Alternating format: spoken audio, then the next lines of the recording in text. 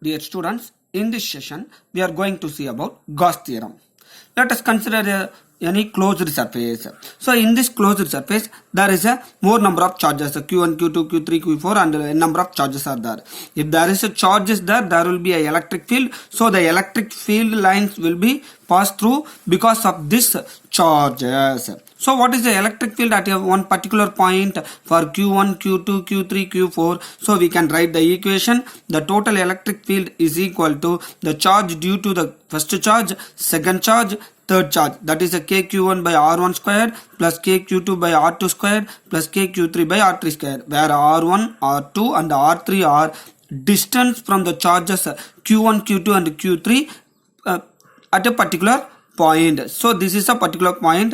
This is the distance r1, this is the distance r2, so likewise this is the distance r3. So we can write the n number of equations. So the equation becomes more lengthy. So in order to avoid these complications, the Gauss gives the statement, the theorem. So this theorem, in order to understand this theorem, we should go that since we already know that the electric field is equal to the electric flux divided by area. So the flux is equal to electric field into area. So according to Gauss theorem, so the electric flux pi E, the electric flux through any closed surface, only for the closed surface it is applicable. So the total electric flux through any closed surface is 1 by x lambda naught times the net charge enclosed by that closed surface. So Gauss gives us simple equation for the electric field for this entire charges in that closed surface. That is very simply he says that what is just you put 1 by x lambda naught times into the total net charge, that is q by x lambda naught times, that is equal to total electric flux in that closed surface. So if you know the electric flux, it is easy for us to find the electric field. So it is easy to find the electric field in terms of electric flux if you know the Gauss law, pi E which is equal to electric flux which is equal to 1 by x lambda times the total net charge. Let us see how it is proved. So Gauss gives a proof for this one. So we already know that for a point charge plus q charge, the electric field is 1 by 4 pi x lambda naught q by r squared. So the r is a distance between the point and the charge. So this is a point at a particular point. So what is the electric field at this point? Due to this plus q charge is 1 by 4 pi x lambda naught q by r squared. So we can draw the imaginary surface. That imaginary surface is called as a Gaussian surface. We draw the imaginary Gaussian spherical surface.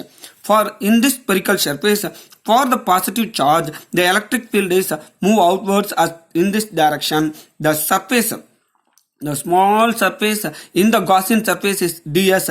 The ds vector is also in the outwards direction. So both electric field and surface vector are in the same direction. Hence angle between them is theta is equal to 0 degree. By using the formula, the electric flux which is equal to closed integral of E vector dot ds vector. This is the definition of electric flux.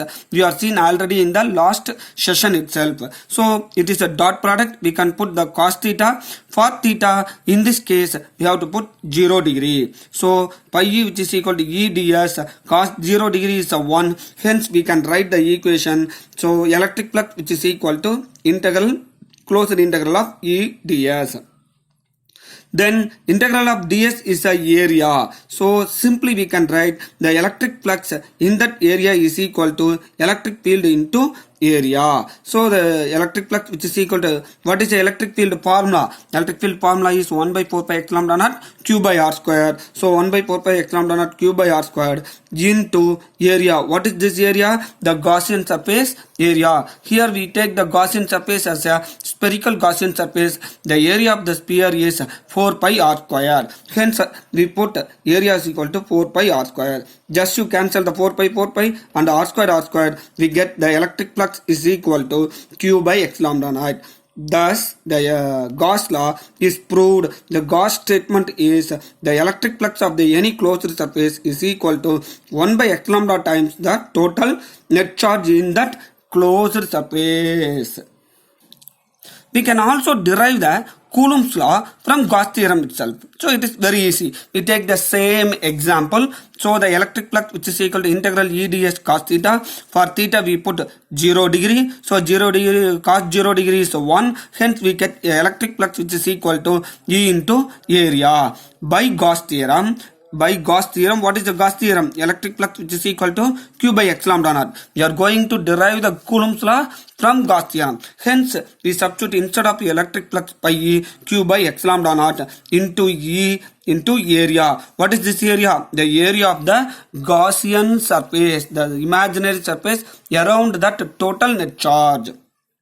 So Q by X lambda naught which is equal to E into 4 pi r square. Just to bring the 4 pi r square this side, we get E is equal to 1 by 4 pi X lambda naught Q by r square.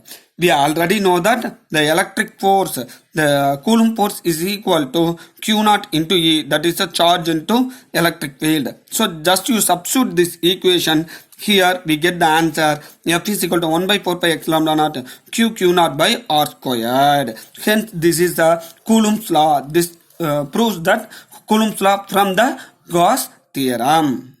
Dear students, we have the three applications of the Gauss theorem. So the first application is a electric field due to an infinitely long charged wire. So let us consider this is a wire, this pen is a wire. So on the pen there is a large number of charges are there, but the length of this wire is infinitely long. There is a no end. That is a diagram given here. This is a positive charge, this is a thin wire.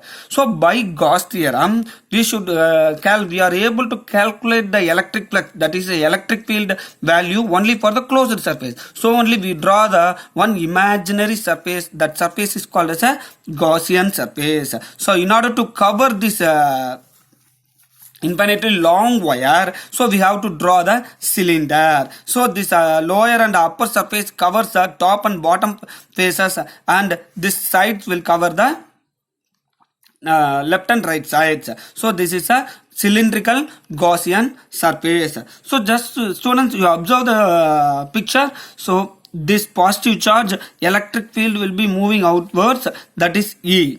Then this cylindrical surface has a surface vector in this in this point the surface vector ds will be moving outwards. Then in this that is the top of the cylinder, the surface vector will be acting upwards. In the bottom the surface vector will acting downwards. Hence the angle between the electric field and the surface vector at this point is theta is equal to 90 degree. Similarly for this also, the electric field and the surface vector angle between them is 90 degree. But in this point the electric field vector and the surface vector are parallel to each other. Hence the angle is 0 degree. So this is a linear, this is a lengthwise. We already studied that this is a lengthwise change, means it is a continuous charges. Hence we put the linear charge density is equal to the amount of charge per unit length, that length. So lambda is equal to Q by L. The lambda represents the linear charge density, the charges, the number of charges present in the wire. So Q is equal to lambda L. Just to bring this L in the numerator of the left side.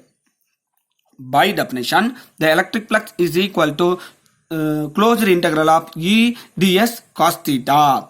So the theta is 3. We have 3 angles. This is theta is equal to 90 degree, 0 degree and again 90 degree. So substitute the 0 degree, 90 degree and we have to add all those things.